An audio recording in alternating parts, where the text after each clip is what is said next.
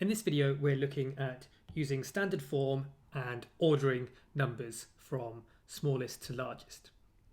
We've got 1, 2, 3, 4, 5 numbers to work with.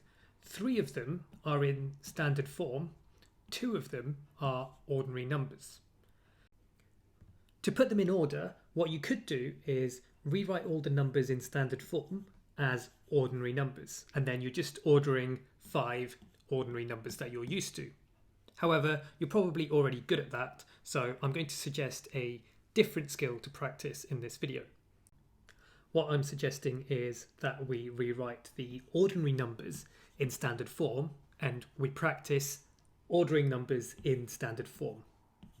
So, if you've seen the previous video in this topic, you should be comfortable in writing 48 million as 4.8 times 10 to the power of, well, think about it, the 4.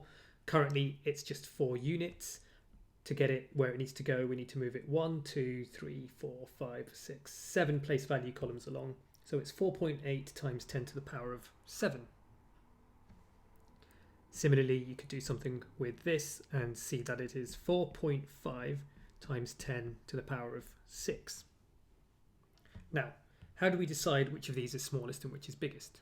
Well, if you've got numbers in standard form, and in this case we have, then what you want to look at first is just the powers of 10. So in this case, the index is 7.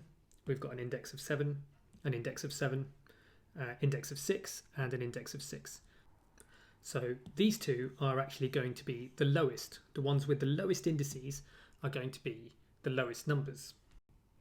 Which of these two is actually the lowest then? Is it 4 times 10 to the power of 6 or 4.5 times 10 to the power of 6? Well, hopefully you can see we've got the same power of 10, but in this one, we've got a smaller multiplier. It's just 4. Whereas in this one, we've got 4.5, which is bigger than 4. That means 4 times 10 to the power of 6 is the smallest number. So I'm going to write that out first. 4 times 10 to the power of 6. And that means I've done that one. And next, we've got 4.5 times 10 to the power of 6, and I'm going to write it in the form it was originally given to us in. So that's 4,500,000,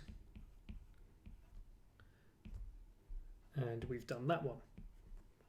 Now we're left with these 3, and they've all got the same power of 10.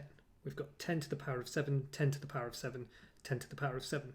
So what we need to compare is the 4, the 4.8, and the 5. And 4 is the smallest number there, so that means 4 times 10 to the power of 7 is next on our list. And we've done that one. And finally, we're comparing the 4.8 and the 5. Well, 4.8 is lower, so this is the next number we need to write. That is 48 million. And we're done with that one. So finally, we've just got 5 times 10 to the power of 7.